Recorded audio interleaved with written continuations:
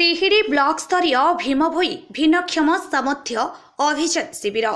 भद्रक जिला तिहिडी ब्लॉक स्तरीय भीमभोई भिन्नक्षम सामर्थ्य अभियान शिविर शुक्रवार स्थानीय चंद्रशेखर रत्नाकर सहयोग हाईस्कल परिसर में अनुष्ठित हो जाइछि। एही अवसर में पंचायत कार्यनिर्वाही अधिकारी तथा कंठशिल्पी दीनबंधु महांती संयोजन एक सभा अनुष्ठित होइथिला। एथिरे मुख्य अतिथि भावे ब्लॉक अध्यक्ष अवंती दास जोगदे भिन्नक्षम माने समाज रे निजको असहाय मणिबा उचित नुहे बोली कहिथिले। सम्मानित अतिथि भावे तहसीलदार जयद्रथ आचार्य, बीडीओ ज्योतिर्मय कर, एबीडीओ मानस कुमार जेना, डीएसएसओ पवित्र मोहन दास, प्रधान शिक्षक समरेन्द्र नाथ मिश्र प्रमुख जोगदे शिविर माध्यम सरकार भिन्नक्षम मानक मुख्य स्रोत में सामिल करने को लक्ष्य रखिछंती बोली कहिथिले। एही सभारे सरपंच जसोदा मल्लिक, प्रेमलता विश्वाल, पुष्पांजलि लेंका, निहारिका विश्वाल, चक्रधर दास, प्रदीप बल, उद्धवचरण नायक,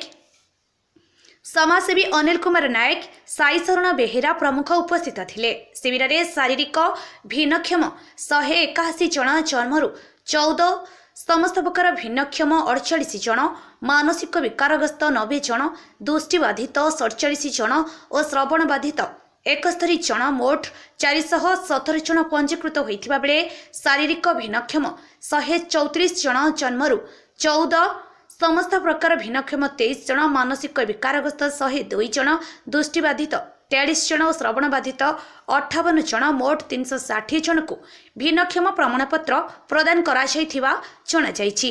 शिविर में डाक्टर विश्वजित राय, रश्मिरंजन नायक, मीनकेतन महांती, रमाकांत साहू, मनोरंजन विश्वाल प्रमुख भिन्नक्षम मानक परीक्षा करथिले। सामाजिक सुरक्षा अधिकारी निहारंजन राउत, जीपीओ प्लावन पंडा, एनजीएनआर इजीएस सहकारी सुधांशु शेखर नायक, नमस्या नायक, पीओ डॉक्टर अरुण कुमार पंडा, नलिनीकांत दास, रुनुराणी मल्लिक, सुकांती बारिक, सागर मुर्मू, संबित राउत, शारदा बल, सस्मिता बारिक प्रमुखों समेत स्कूल शिक्षक, शिक्षयित्री और शिक्षा कर्मचारी माने शिविर परिचालन में सहयोग करथिले।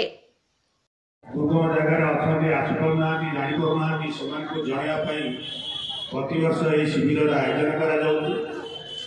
करी आपण आसिकी सरकारी डॉक्टर द्वारा आपणकर स्वास्थ्य कि भिन्नक्षम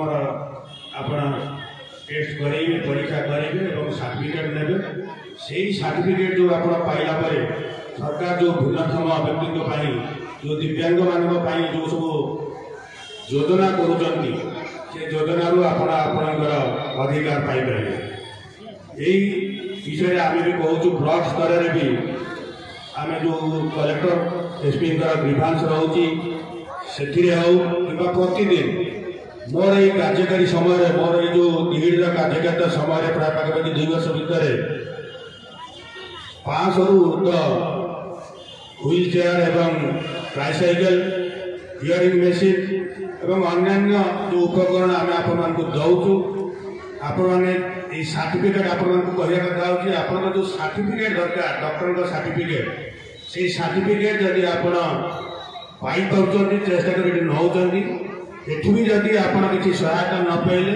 आप ब्लॉक लेवल भी आसिले आम आपणकर सर्टिफिकेट अनुसार आपणकर जहाँ पाइबा को योग्य सरकार नियम अनुसार आम आपको जोगेदेबू।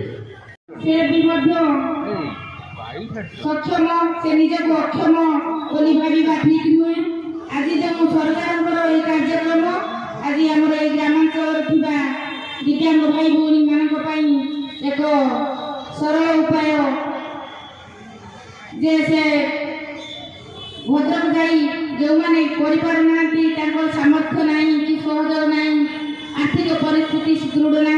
से जापारना आज समस्ते आसी एठी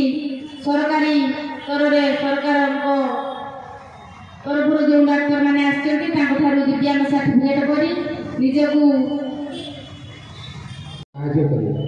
तो जड़े शारीरिक भाव में सुस्थ हो पारे किंतु जदि से मानसिक भाव मानसिक भाव में सुस्थता ना ताले से किसी काम कर तो दिव्यांग भाई भाई मान को या रिक्वेस्ट आज जो रजिस्ट्रेशन चली समस्ते आमर जो आइडेंटिफिकेशन हम कि नुआ दिव्यांग कहार किए के परसेंटेज सर्टिफिकेट पाइबे पुणी